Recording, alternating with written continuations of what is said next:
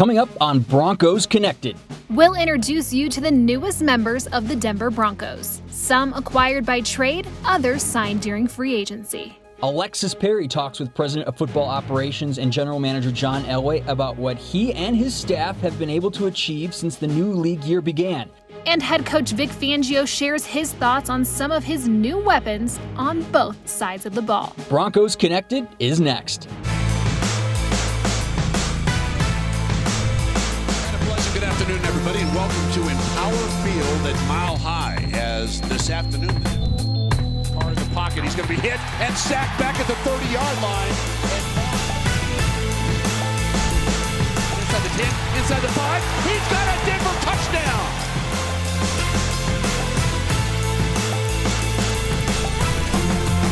Welcome to Broncos Connected. I'm excited about this offseason because of what we can do, because now we're not digging to change that locker room. We can now add to that locker room and add the right kind of people, the right kind of players. That's what's exciting about it, is the base that we have, the young talent that we have, the picks that we have, the staff that we have, and so things are trending up. Now, that's not to say they're going to continue to go that way. We've got a lot of work to do. We've got a lot of, we got to get better in a lot of spots.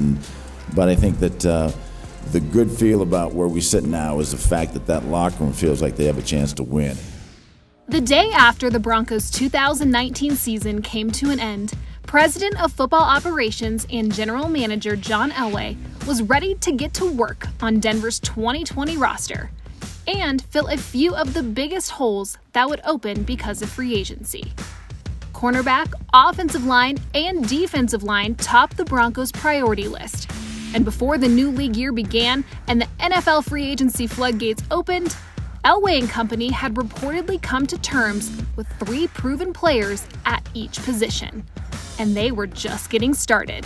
Here's a look at some of the biggest off-season player moves from over the past few weeks.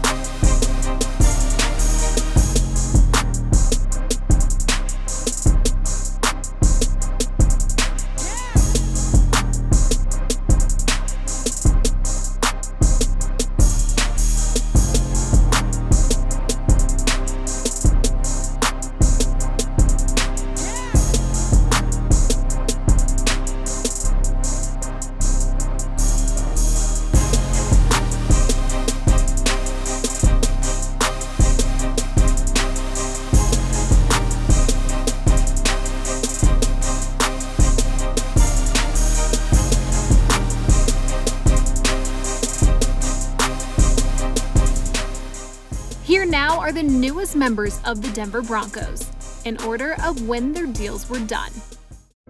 Before the free agency process even began, John Elway traded for an elite cornerback in A.J. Bouye, and it only cost the Broncos a 4th-round pick. Bouye joins a defensive secondary that already includes former Houston teammate Kareem Jackson. Bouye, also a former Jaguar, has been a Pro Bowl caliber DB throughout his career, but says Vic Fangio's defense could allow him to reach new heights. I watched the scheme some when they were in Chicago in 2017. It's pretty similar to what I ran in Houston. Gives you opportunities to get your eyes to the ball, make plays, That's one thing that a corner always wants to do. They feel comfortable when they know certain routes that they could jump and make plays on. The Broncos turned their attention to the offense and signed offensive lineman Graham Glasgow next. Formerly with the Lions, Glasgow is considered one of the best interior offensive linemen in the league, and he signed a 4-year contract with the Broncos.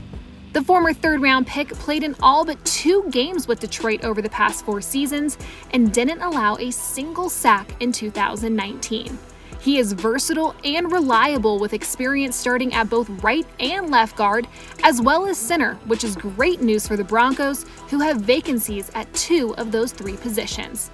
Glasgow explains what the biggest challenges are at both guard and center. I think that guard, you do a lot less thinking. You can just kind of go out there and play. But I think that the reality of the situation is that a lot of 3 techniques are better at rushing the passer than nose tackles. So and you're not always getting help when you're a guard, and I think that's what makes pass protection a lot more challenging. But in the run game and mentally, I think that the center typically has a harder job. So it's just, there's a lot of give and take. Finding the right backup to Drew Lock was high on the Broncos' priority list, and that led them to quarterback Jeff Driscoll. A former 6th-round pick with the 49ers, the 26-year-old Driscoll has impressed John Elway and his staff as a member of the Bengals and Lions. Driscoll's mobility and arm strength are two of the biggest assets of his game, and he's looking forward to using them both in Pat Shurmur's offense. I kind of identified Denver early as a spot that I would love to be at. Coach Shurmur being there, working with Daniel Jones, what he did with him last year, and the success that he had early in his career was huge. And I just think it's a really good fit. I wanted to go to a really good organization. Next, the Broncos looked again at shoring up the defense. Underrated, disruptive, respected. All words that have been used to describe the 5-time Pro Bowl defensive lineman, Jurrell Casey.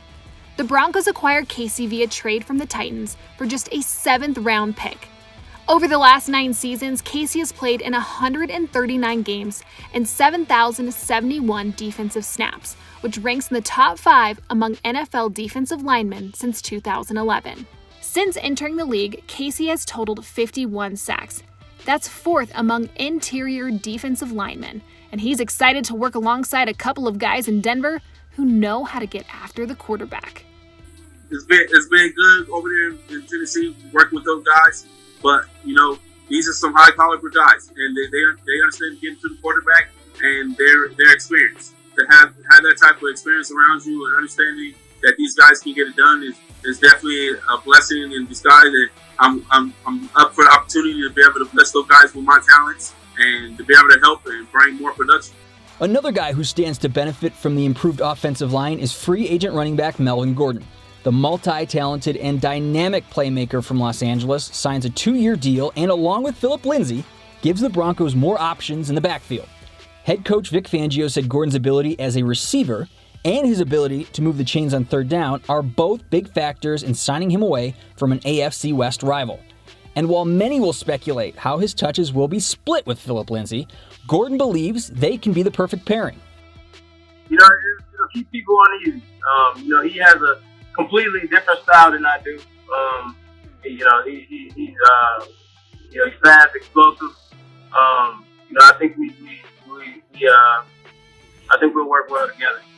Another potential offensive weapon and newcomer is former Steeler Nick Vannett. The Broncos signed the tight end to a 2-year deal and hope that the former Buckeye will be another big target for Drew Lock. In 16 games last season, Vannett recorded 17 catches for 166 yards, averaging nearly 10 yards per reception. What's up, Broncos country? It's Nick Vannett, the new tight end. I'm so fired up. I can't wait to get out there. Can't wait to be a part of this team. Especially can't wait to meet you fans. In the meantime, I hope everyone's being safe at home. I hope everyone's practicing good habits.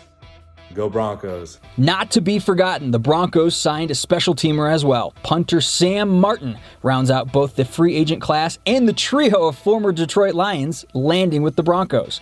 Even though he's only kicked once in Denver throughout his career, Martin's directional style of kicking should fit nicely with what the Broncos want to accomplish on special teams.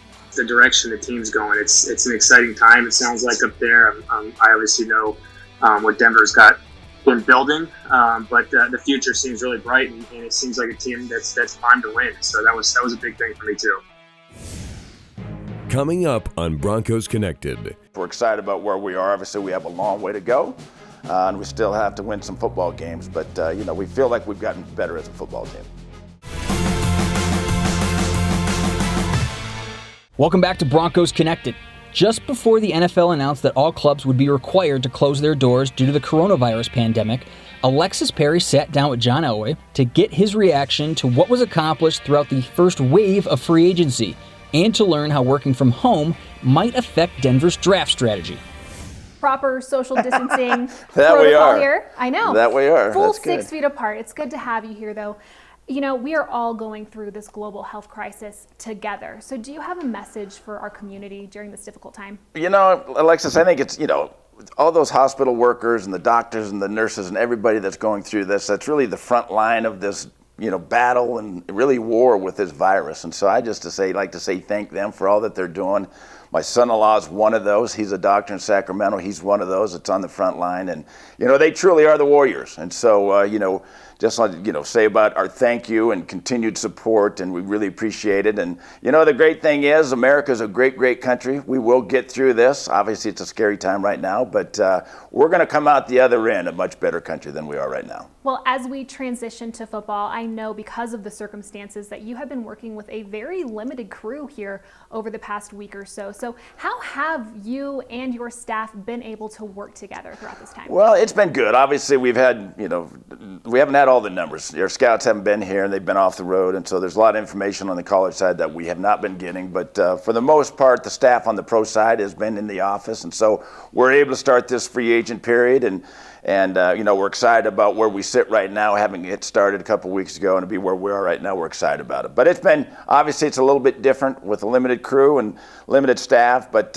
we've got a great staff, and I'm really proud of everybody, on my staff that we've been able to get to where we are right now. Well, over the last week, you have received a ton of praise from national media, local media, Broncos country alike for what you were able to accomplish throughout that first wave of free agency. So from your perspective, how did things unfold? Well, we're excited about where they unfolded. I think that you never know. We still have to go win football games, but it was a good start for us this offseason.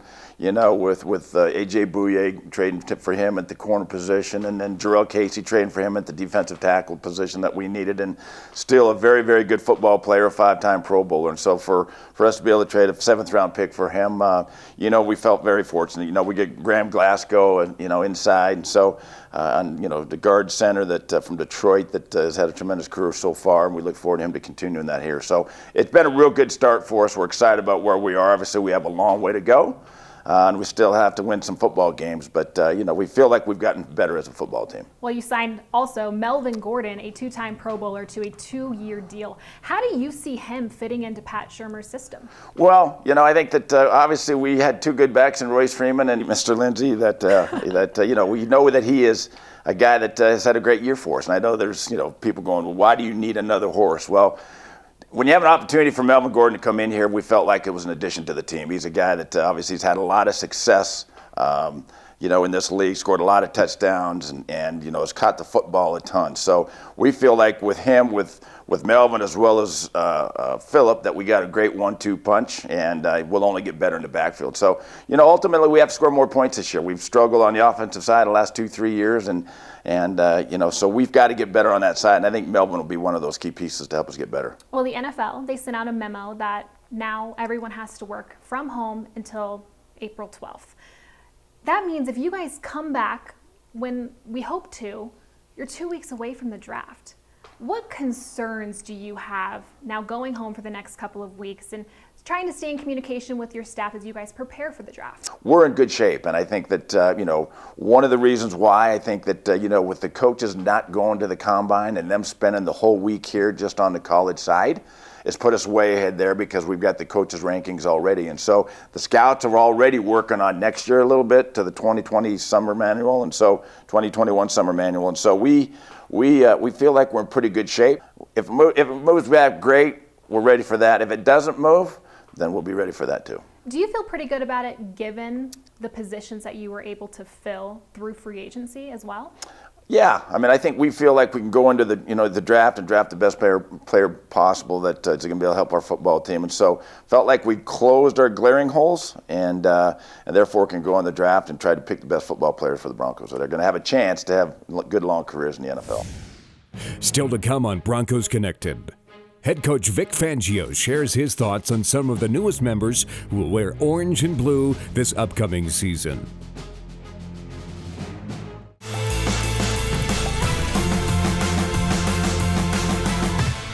Welcome back to Broncos Connected. The Broncos definitely made a splash in free agency and with some significant trades addressing a number of their biggest needs. But how will these newly signed Broncos be utilized?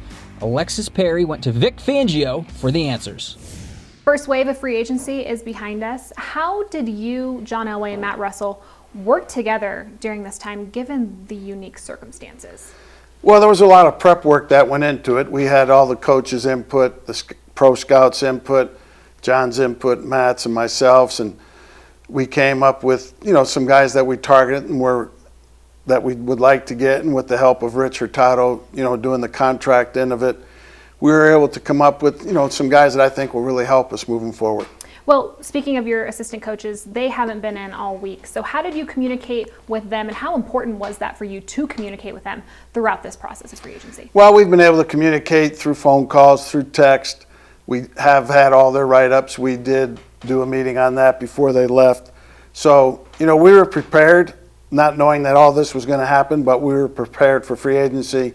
The only difference was that everybody wasn't in the building while it was going on. Do you think having your coaches stay back during that week of the Combine helped get you guys prepared for an unforeseen situation like this? I do. I think, all the coaches' work is done for the Combine. They had that extra week to watch the tape along with other weeks.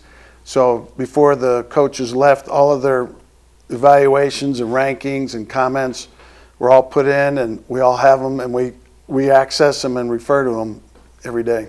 Well, speaking of free agency, obviously a ton of big signings, one being Melvin Gordon, 2-year deal for him.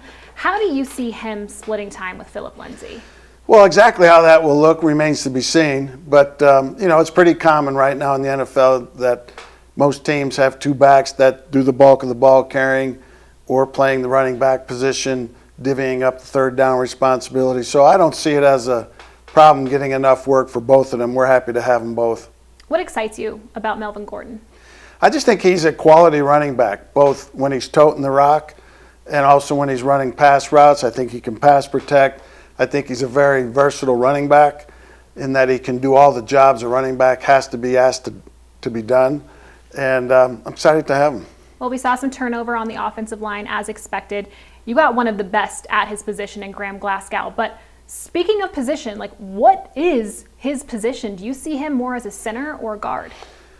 Right now, I think we're thinking guard, but he can play center just as well, and that's always good to have. The more versatility you have, it's been commonplace now for many years for the offensive line to dress 7 players per game, and the more versatility you have amongst those 7 guys, the better off you are. And we're confident that no matter how it shakes out, he can play center or guard equally well. Well, John Elway, he brought in 5-time Pro Bowler Jarrell Casey.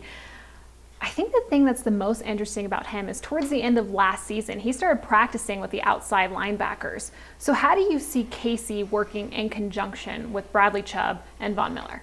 Well, he's an interior player for us, and he was for them. They played some packages late in the year where they had him outside.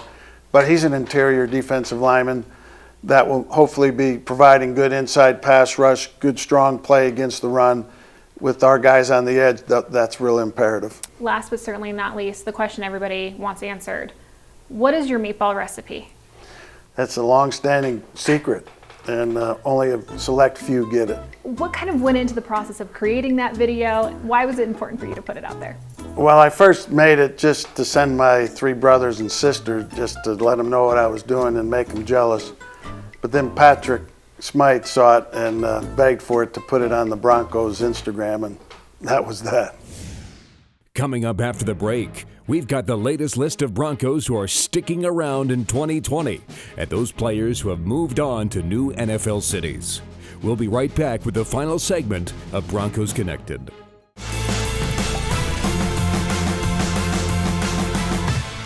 Earlier in the program, we introduced you to the newest members of the Denver Broncos football team. Here now is a look at the Broncos who will be returning to Denver and some of the now former Broncos who will continue their NFL careers elsewhere. The Broncos valued a number of their own free agents and were able to come to terms with defensive lineman Shelby Harris, cornerback Devontae Bosby, linebacker Joe Jones, linebacker Jeremiah Atachu, and defensive lineman Joel Heath. Each signed a 1-year contract to return to Denver for the 2020 season. The Broncos placed the franchise tag on safety Justin Simmons back on March 13th. But John Elway says that the tag is just a placeholder in the process, and their goal remains the same: to make sure that Justin is a Bronco for a long time. The Broncos couldn't bring back all their unrestricted free agents, so don't be shocked when you see some of your favorite players in another team's uniform. Fullback Andy Janovich was traded to the Cleveland Browns in exchange for a 2021 7th-round pick.